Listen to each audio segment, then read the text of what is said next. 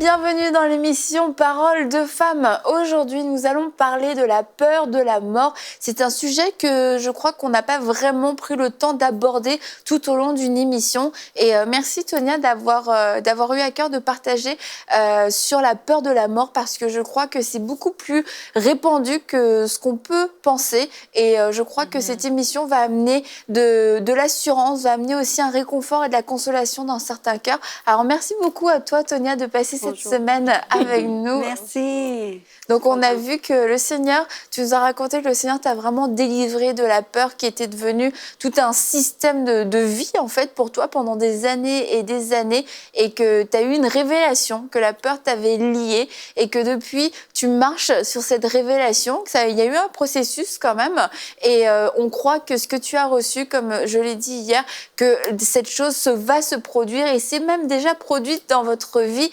cette libération de la peur qui peut être quelquefois vraiment un ennemi invisible. On n'en a pas conscience et avant qu'on puisse aller peut-être à la peur de la mort, je voulais vraiment le dire, quelquefois on n'en a pas conscience.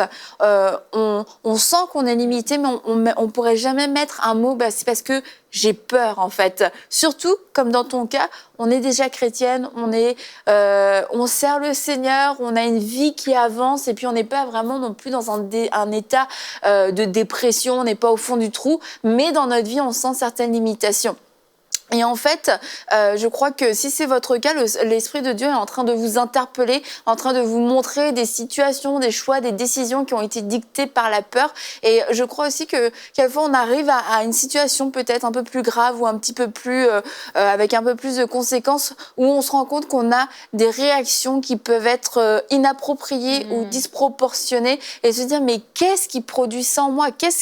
C'est quoi ? Pourquoi est-ce que moi je réagis comme ça ? Et c'est l'occasion que Dieu peut utiliser pour nous dire en fait c'est la peur qui te lie, c'est la peur qui te fait réagir, c'est la peur qui te fait perdre les moyens aujourd'hui et c'est parce que c'est la première grande étape, c'est de reconnaître que la peur, on a cohabité, on a marché avec la peur pendant peut-être des mois ou des années, mais qu'aujourd'hui c'est terminé, qu'on ne veut plus lui laisser de place dans notre vie, qu'on veut marcher dans notre autorité. Et cette peur donc, comme je le disais, peut se manifester à travers la peur de la mort. On a peur de partir avant l'heure, on a peur de mourir. Et toi et ton mari, vous priez régulièrement pour les malades, vous prêchez la foi et vous exercez la foi aussi en priant pour les malades. Et tu as rencontré beaucoup de gens qui avaient cette peur de mourir. Mais souvent, les gens désirent d'être guéris. Les gens ont un désir, ils entendent parler de la guérison. Ils veulent être guéris. Mais souvent, si on... encore les gens, s'ils ont une peur de mourir, c'est contre la foi. La peur est contre la foi. Alors, si on veut prier pour les gens, pour la guérison, des fois, il faut traiter la peur de mourir avant d'être capable de prier. Donc, encore, si on est né de nouveau, si Dieu est avec nous, si Dieu est en nous, on n'a aucune raison d'avoir de la peur, incluant pour mourir. Même si on veut être guéri, il faut vider, il faut vraiment éviter, enlever la peur de la mort avant de recevoir la guérison. Parce qu'en fait, là, c'est un autre combat qu'on est en train de mener. C'est vraiment deux choses différentes. Et peut-être que, quand je vais le dire, on va pas trop voir la différence. Mais il y a vraiment une différence entre ne pas vouloir mourir et vouloir vivre. Quand on peut... Je ne veux pas être malheureux, je veux être heureux. C'est deux combats, en fait, complètement différents. Dans le fait, je ne veux pas mourir, ça sous-entend j'ai peur de mourir. C'est quelque chose que je fuis, c'est quelque chose que je redoute, donc je ne veux pas le vivre. Et du coup, c'est comme pour l'inquiétude, c'est un moteur en fait qui nous fait fuir ce qu'on redoute. Mais lorsqu'on dit je veux vivre, je veux être guéri, je veux être heureux ou je veux réussir, mettons, en fait c'est la foi qui nous pousse et c'est la foi qui va nous pousser à croire et à poser des actions. Alors que la peur va avoir tendance à nous paralyser. Je veux pas mourir, mais je sais pas quoi faire. En fait, je sais pas quoi faire. Et souvent on voit de la paralysie par rapport à cette peur de mourir. Ça peut venir tétaniser une personne et l'empêcher. Paradoxalement, ce qui nous montre que le moteur est mauvais, paradoxalement, une personne qui a extrêmement peur de mourir n'arrive pas à vivre, n'arrive pas à profiter de la vie. Oui, c'est ça. En fait, il y a comme deux sources, tu vois. J'ai peur de mourir, c'est comme, c'est les ténèbres qui parlent. Hein? Ou ce que tu disais, c'était genre, je ne veux pas mourir, je veux vivre, et puis je veux être guérie. C'est pas la même chose. Je veux être guérie, c'est plus l'espoir ou la foi qui parle. Et donc, c'est pour ça que quand on va visiter des gens et qu'on leur demande, ben, Jésus a demandé, est-ce que tu veux être guéri? Mm-hmm. Ah, ben là, il y a toute une différence. Est-ce que tu veux être guéri ou est-ce que tu ne veux juste pas mourir?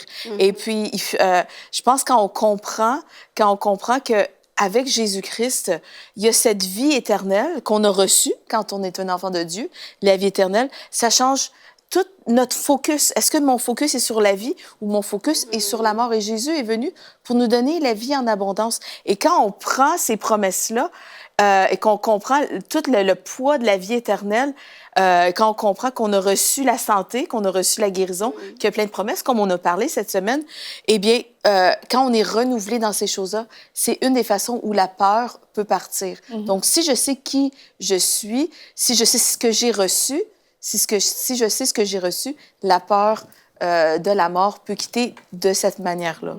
Et on voit avec Psaume 23, verset 4, que j'ai toujours appris quand j'étais jeune, quand je marche dans la vallée de l'ombre de la mort, je ne crains aucun mal, car tu es avec moi.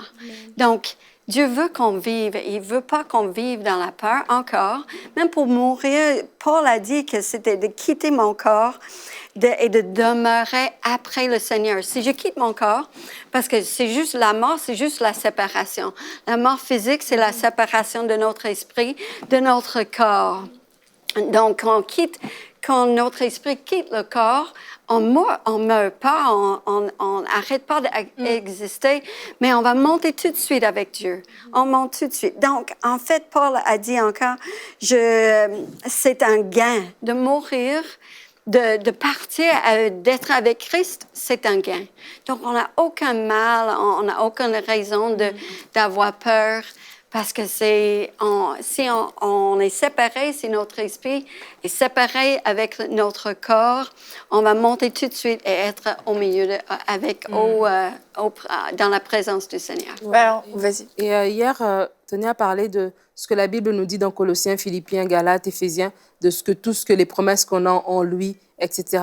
Et je crois que la différence, en fait, comme elle a dit en début de semaine, c'est que la peur nous paralyse, la peur nous lie, la peur nous empêche de faire des choses. Alors, quand on parle de la peur de mourir, et la différence entre avoir peur de mourir et vouloir vivre, c'est que si je veux vivre, donc je comprends mes promesses et en lui, j'ai la vie éternelle, en lui, je suis victorieux, en lui. Mais si j'ai peur de mourir, je vais juste être, en fait, assis dans ma maison, je ne veux rien entreprendre parce que j'ai peur de prendre l'avion, j'ai peur de prendre l'autobus, j'ai peur de prendre la voiture. Et en fait, je vais rester sous l'emprise de l'ennemi, en fait, qui va me garder dans plein de choses, dans plein de schémas, où est-ce que je laisse l'ennemi m'accabler à tous les jours. Et vraiment, il y a deux sources différentes. Et la peur de mourir, ça vient directement des ténèbres. Alors que le désir de vivre, c'est que je sais que de toute façon, Dieu m'attend de l'autre côté. Mais pendant que je suis ici, son désir est que je vive et que je vive pleinement. Et c'est là que quand j'enlève cette peur de mourir, je vis pleinement. Mais si je vis avec la peur de mourir, c'est que j'ai même pas l'assurance, c'est même pas par rapport à la vie éternelle, c'est que ma vie sur Terre, en fait, elle est complètement bloquée à cause de cette peur qui m'empêche de vivre pleinement la vie de Dieu, en fait. Et c'est pour ça, c'est bien ce que tu dis, c'est que tant qu'on est ici, Dieu veut qu'on vive pleinement. Parce que, on va quand même clarifier les choses, on n'est pas en train de dire que finalement, le mieux pour nous toutes, qui avons une assurance de notre éternité auprès de Dieu, parce que Paul l'a dit, la mort me serait un gain, mais il n'a pas choisi ce gain-là pour une période de temps. Il a choisi de rester. Et c'est pour ça qu'on doit aimer notre vie, ne pas avoir peur de la mort, mais aimer notre vie sur Terre, parce que notre vie doit être utile. Notre vie doit servir à quelque chose et on n'est pas là pour rien, en fait. Et il n'a pas parti avant de finir le plan de Dieu qu'il avait pour lui, avant de finir son chemin, avant de finir sa course. Alors, donc, c'est important de ne pas rester dans la peur de mourir parce que Dieu veut qu'on vive. Amen. Et Paul, oui, c'est de partir, c'est un gain, mais comme il a dit, je choisis de rester ici, de pour être une bénédiction pour les gens et d'aider et de finir ce que Dieu a posé, ce que Dieu a demandé pour sa vie. Il y a le psaume 103 qui a des promesses d'une longue vie aussi. Si on a peur de mourir, vraiment, on peut renouveler nos pensées. Par qu'est-ce que la parole de Dieu dit?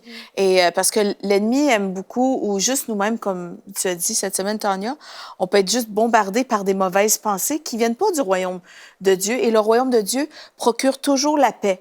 Et les pensées d'avoir peur de la mort, ça vient vraiment, c'est nourri par le royaume des ténèbres. Et il y a des promesses que j'aime beaucoup dans le psaume 103 qui dit qu'il va nous rassasier, de longs jours, il va nous donner une longue vie, nous combler en anglais, il va remplir ma bouche de bonnes choses. Mais en français, ça dit qu'il va combler notre vieillesse de longs jours. Et aussi, ça dit qu'il va délivrer notre vie de la tombe. C'est lui qui délivre notre vie de la fausse. Ça dépend des versions. Mais délivrer la vie de la fausse, ça parle ici de la tombe. Et ces promesses-là peuvent vraiment m'aider à passer vraiment mes pensées du royaume des ténèbres au royaume de la lumière. Et on sait qu'on est fait en 3 dimensions. On est un corps, on est un esprit, qui vit dans un corps et nous possédons une âme. Et quand on meurt, c'est simplement notre corps qui reste ici. Et vraiment, c'est notre âme et notre esprit. Notre esprit monte au ciel. Donc, vraiment, il y a un espoir. Et dans la parole de Dieu, on parle vraiment que être absent du corps, c'est d'être présent avec le Seigneur. Quelque chose comme ça, c'est pas exactement ça, mais vraiment, si je suis pas dans mon corps, je vais être avec le Seigneur si je suis un enfant de Dieu. Donc, vraiment, c'est des promesses qui sont réelles. Dieu est vrai et vraiment, on peut s'appuyer là-dessus justement pour faire chasser les peurs, cette peur-là, qui n'est pas nécessairement rationnelle non plus. Et je voulais revenir à ton point aussi, Tonia, du début, par rapport à ce combat entre la peur et la foi lorsque on veut obtenir une guérison. Et vraiment, c'est un combat quand on est dans la maladie que d'obtenir la guérison. Et c'est se tromper de combat, en fait, que de combattre la mort, parce que la mort a déjà été vaincue. Et je vais pas... c'est pas mon combat, en fait. La mort a déjà été vaincue, elle a déjà perdu toute sa puissance. Et moi, ce que j'ai à faire, c'est combattre le combat de la foi. Et la foi, c'est de croire dans les promesses. Déjà, d'aller trouver quelles sont ces promesses. Et après, d'y croire et de les manger, de les manger, de les manger jusqu'à ce qu'elles deviennent vérité en moi. Et c'est ce que tu disais, c'est qu'il y a cette dualité entre la foi et la peur, mais on a l'impression que c'est le même combat. Or, ce sont vraiment 2 combats différents. Et du coup, peut-être que des gens étaient dans cette confusion, mais le combat de la maladie, c'est le combat de la foi, et c'est pas le combat contre la mort. La mort a déjà été vaincue. Et Psaume 103, tu as mentionné, mon âme bénit l'Éternel, et que tout ce qui est en moi bénit son Saint-Nom. Mon âme bénit l'Éternel et n'oublie aucun de ses bienfaits. C'est lui qui pardonne toutes tes iniquités et qui guérit toutes tes maladies. Donc, dans le fond, c'est de la révélation que Dieu veut la guérison pour nous, mais en même temps, dans l'hébreu, ça parle de Jésus est venu pour ôter la peur de la mort. C'est vraiment ça. On voit Hébreux 2:15. Il nous a délivrés de la peur de la mort. Pourquoi? Parce que ça, c'est l'ennemi. L'ennemi, il prend ça comme encore de nous lier, de mourir. Donc, si on peut ôter la peur de la mort, qui est un gain. On dit, si je meurs, je vais aller avec le Seigneur. Mais ça, c'est sûr. Donc, on n'a pas de peur de mourir, mais comme ça nous donne la force et la foi de prendre ces versets de la foi et de vivre et de recevoir la guérison divine que Dieu a pour vous, pour nous. Et là, on parlait de la mort de nous-mêmes. notre propre mort, voilà, qu'on peut avoir peur pour notre propre vie, voilà, c'est ça que je voulais dire. Mais quelquefois, en fait, on peut aussi avoir la peur de la mort, la crainte de la mort, pas pour nous-mêmes, mais pour les gens dans notre entourage.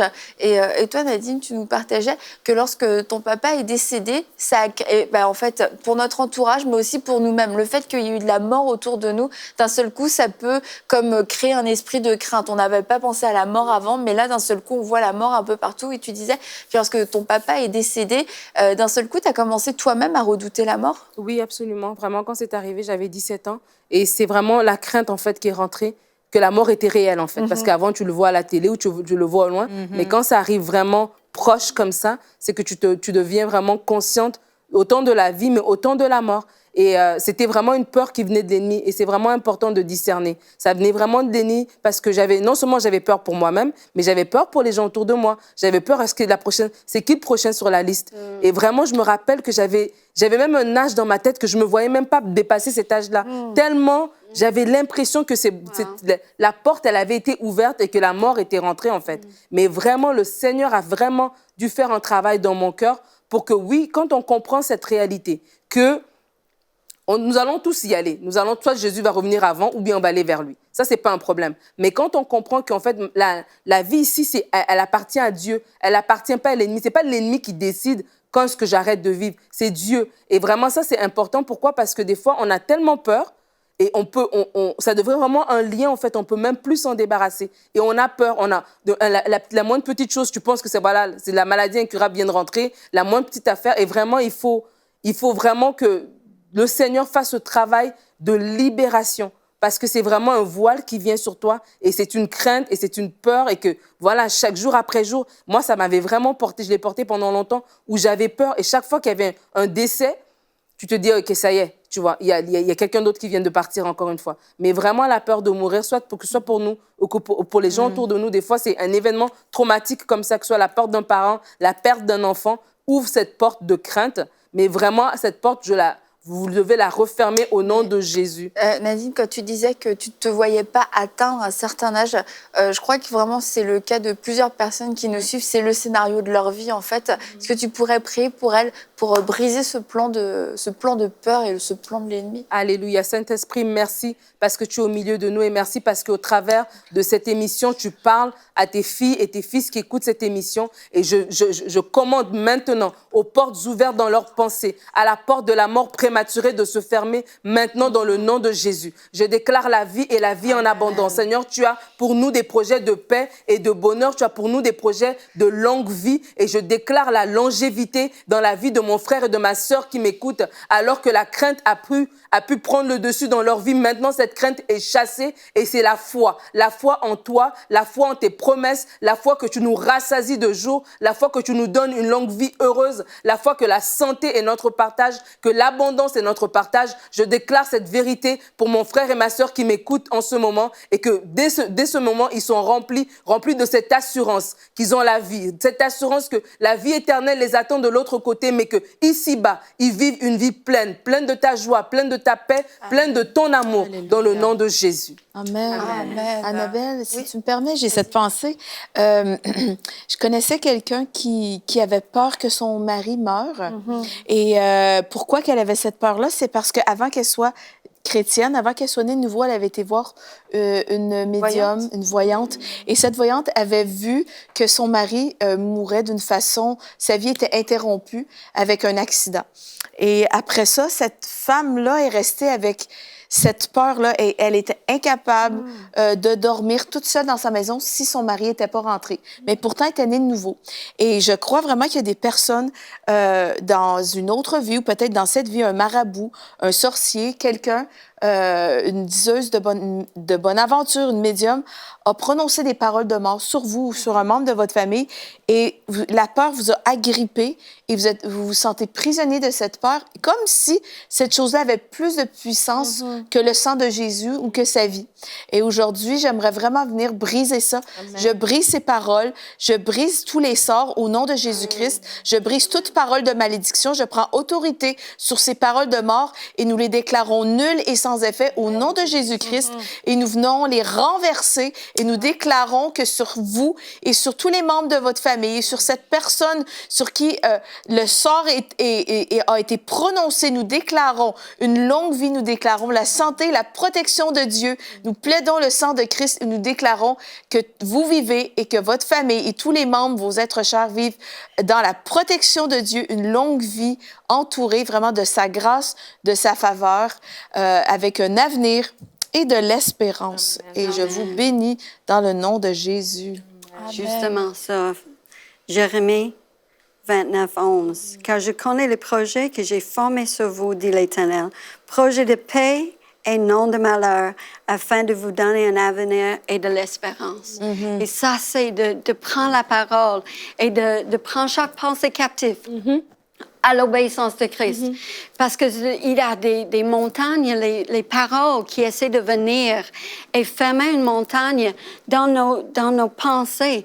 Et il faut prendre chaque pensée captive à l'obéissance de Christ. Qu'est-ce que cela veut dire? Si ce n'est pas en ligne avec la parole, on le chasse.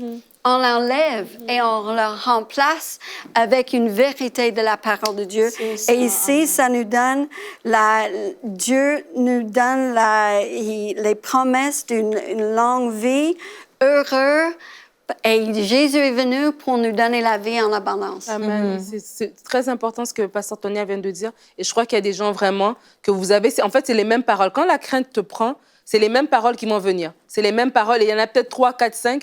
Et écris ces paroles et écris le verset qui vient contredire cette parole-là. Et vraiment remplace cette parole. Quand la parole vient te dire que tu vas mourir à 30 ans, ben non, je ne mourrai pas. Je vivrai et je raconterai les bontés de l'Éternel. Amen. Vraiment, Amen. prends les versets appropriés et vraiment que tu les connaisses par cœur, que tu manges cette parole, que ça soit en toi. Parce que comme elle dit, c'est que ces pensées, elles viennent comme des flèches continuellement et il faut vraiment les déraciner. C'est pas juste dire non, je refuse. Non, refuse avec une parole. L'ennemi reconnaît la parole de Dieu. Tu refuses avec une parole, pas juste je refuse comme ça. Non, avec un verset à l'appui pour vraiment déraciner ce plan de l'ennemi sur la vie des gens. Vas-y. Non, vas-y. Et il doit reculer, mais j'ai perdu ma pensée. Ok. Vas-y. C'est que je pensais à ce passage, je ne mourrai pas, je vivrai pour raconter les merveilles de Dieu. C'est vraiment ce qu'on a dit, je ne mourrai pas, c'est mon combat n'est pas contre la mort, mais je vais vivre, c'est ça que je vais faire, mais dans un but précis. C'est Pourquoi? ça. Pour raconter les merveilles de Dieu. Et en fait, ça englobe vraiment tout ce qu'on a dit, c'est de savoir... Qu'est-ce que la mort implique? Lorsque j'ai Jésus, ça implique juste de quitter mon corps pour rejoindre ma demeure céleste et être auprès de Dieu et pouvoir dire comme Paul, ça m'est un gain. Après, de vivre, qu'est-ce que ça implique? Ça implique de vivre avec un but et de vivre pour plaire à Dieu, pour faire quelque chose qui lui est agréable, quelque chose qui va compter. Et c'est d'avoir ces deux perspectives vraiment claires parce que sinon, la vie ne vaut pas la peine d'être vécue non plus de façon inutile. On trouvera ça long. Mais notre vie doit compter. C'est pour ça que Dieu nous donne le souffle de vie. C'est parce que ma vie est importante. Voilà, j'ai retrouvé. Il y a ce verset qui dit dans les Proverbes que la mort et la vie sont au pouvoir de la langue et quiconque l'aime en mangera les fruits. Et je pense qu'il y a des gens, vraiment, ils ont nourri cette peur de la mort, mais ils l'ont déclaré avec leur bouche. Et je pense que ces personnes-là doivent annuler les paroles qu'elles ont dites. Et parce que c'est comme si on dit toujours « j'ai peur de mourir » et peut-être, là, des fois, on dit des choses qui vont même au-delà de notre pensée. C'est comme si on signe presque... un arrêt de mort dans le sens que ce qu'on dit, ça porte vraiment du fruit. Et si j'ai prononcé des paroles de mort sur mon corps, sur ma vie ou sur la vie de quelqu'un parce que j'avais peur, eh bien, on peut renverser ces paroles-là justement par la parole de Dieu. Dire non, je ne mourrai pas, je vivrai. Et là, on peut déclarer toutes les paroles de vie que Dieu a dites. Et vraiment, je pense que c'est très important justement de renverser ces paroles pour nous-mêmes. Parce que des fois, on compte sur les autres ou sur le pasteur. Bon, certes, on peut aller voir notre pasteur pour nous aider si les gens ont fait ça d'une manière inconsciente. Et puis là, dans cette émission, ils réalisent « Oh, je me suis maudit toute ma vie avec des paroles de mort. » Vous pouvez rencontrer quelqu'un qui peut vous aider justement dans votre cheminement, mais déjà, vous, personnellement, vous pouvez renverser ces paroles-là. Et je crois vraiment aussi qu'il y a plein de principes bibliques qui font en sorte qu'on peut avoir une longue vie. Dans les proverbes, il y a plein de proverbes qui disent que si on honore les gens avec l'honneur vraiment, il y a une longue vie dans la main droite. Surtout nos parents. Surtout nos parents, oui, c'en est un. Peut-être qu'à l'issue de cette émission, on a parlé de ne pas craindre la mort parce que nous connaissons notre éternité et on a cette assurance. Sonia, comme tu en parles, tu as cette assurance toi aussi que ton éternité est sécurisée. Tu sais où tu vas, tu n'as pas peur en fait pour l'éternité. Mais la première, si une personne n'est pas rassurée sur son éternité aujourd'hui, quelle est cette première décision à prendre déjà? Mais dans le fond, c'est facile. De désir, de vouloir être né de nouveau, de vouloir vivre pour Dieu et avec la bouche de confesser Jésus comme Seigneur et Sauveur. Et si on confesse avec la foi et on croit dans notre cœur, la Bible dit, nous sommes sauvés. Nous serons sauvés. Sauvés de la mort. De la mort éternelle. Justement ça. Parce qu'un jour, un autre, si Jésus ne revient pas, on va tous mourir physiquement. Mais d'être né de nouveau, d'avoir Dieu et le salut, c'est là qu'on va être sauvé de la mort éternelle.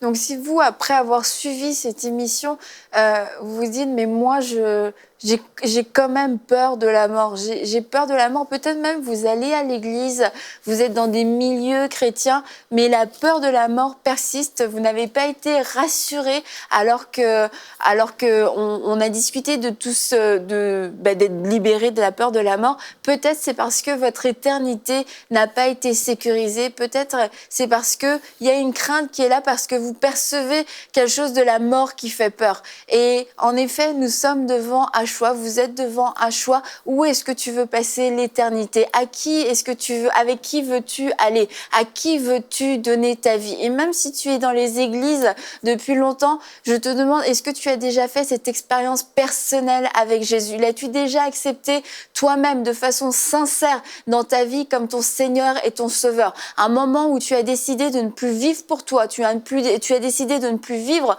selon une religion, selon des préceptes, mais tu as décidé de vivre pour Jésus-Christ, lui et lui seul, et que ta vie a changé, que tu as eu le désir de lui plaire, le désir de lui être agréable.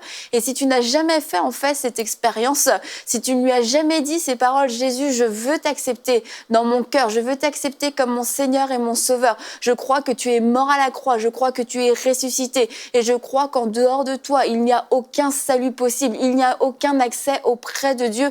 Tu peux lui dire aujourd'hui dans ton cœur, tu peux le dire, de le croire dans ton cœur et le confesser de ta bouche, lui dire Seigneur Jésus, je t'accepte, je crois en toi, je crois en ta vie, je crois dans ton salut, je crois que tu as donné ta vie pour moi, je crois que ton sang a coulé pour moi, je crois que par tes meurtrissures j'ai été guéri, que par ton sang j'ai été purifié de tous mes péchés, et tu peux faire la paix avec Dieu aujourd'hui. Et si tu as fait la paix avec Dieu, je peux te garantir que ton éternité est sécurisée avec lui, et que tu peux ne plus avoir peur de la mort, et que tu peux commencer à jouir de cette vie abondante qu'il t'a donnée, cette vie abondante qu'il a acquise pour toi à la croix. C'est un nouveau jour, c'est un nouveau départ, et n'hésite pas à nous écrire à paroledefemme@emcitv.com si tu viens de prendre ces décisions à l'issue de cette émission, et on se dit à bientôt.